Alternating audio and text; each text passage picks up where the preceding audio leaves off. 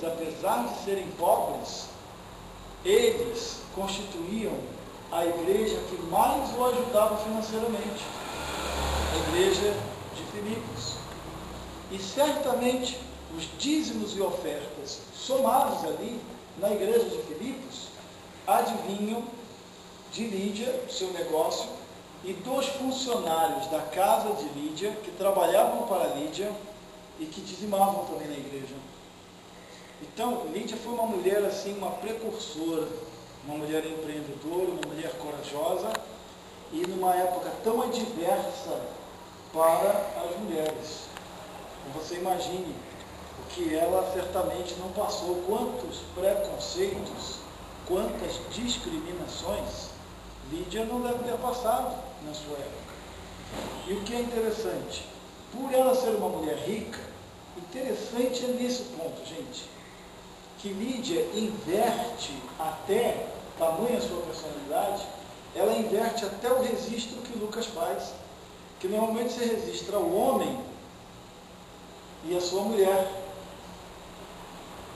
Lídia tem uma personalidade tão forte, uma presença tão forte, que se ela for casada, se ela fosse casada, se ela foi casada, porque não se sabe exatamente, se ela foi casada, nem se registra ao marido dela. Assim, isso a gente encontrou um pouco no sul de Minas, quando nós fomos missionários, eu e Luísa, começamos lá no trabalho, plantei 2 trabalhos lá, plantamos 2 igrejas lá, e uma está firme até hoje, lá a igreja muito bem lá, na cidade de Monsenhor Paulo, no sul de Minas, estivemos naquela área de campanha e tal. Aí nós vimos, também vocês são de Minas, vão saber disso, né? No sul de Minas, um hábito muito interessante. O Carlinho da Edileuza, o João da Thelma, estou profetizando, não são eles? Também. Né? Então, o Conrado da Aline, né? O Zezé da Sandra, né? E vai por aí, né? O Ruivo da Heloísa. Né? A gente vira muito isso. E aqui nessa contextualização masculinizada, interessante é que Lídia, ela toma a frente. Se ela era casada, quer dizer, ela conseguiu se sobrepujar de uma forma, e até nisso, provavelmente o marido dela era até um grande admirador dela, certamente. E com certeza Lídia, para o texto nos dizer, né? E como é que diz aí, Jesus? Qual é o versículo mesmo?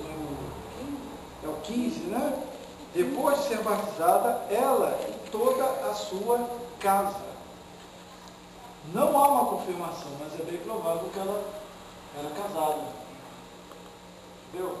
Ou o marido já tinha ido embora por alguma eventualidade, mas o texto, e ela estava com as crianças. O fato é o seguinte, toda a sua casa não são funcionários.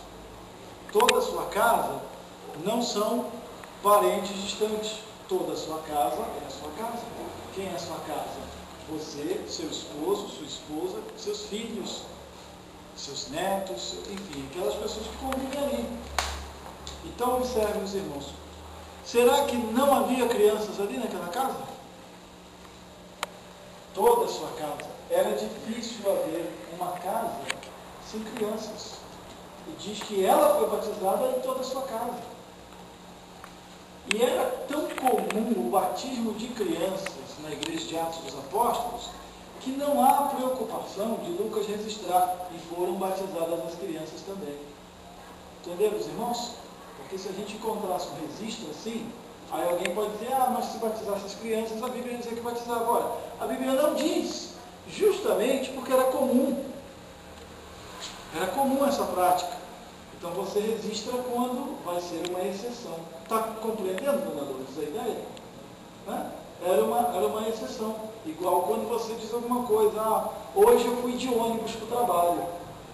Quer dizer, você está mostrando uma exceção. Então você não vai sempre de ônibus para o trabalho. Então se registra que foi batizada ela e também as crianças. Você está chamando uma exceção, mas lá no Cornélio não diz, e os outros que nós vamos vendo, porque era comum. Era um hábito, era um procedimento muito comum.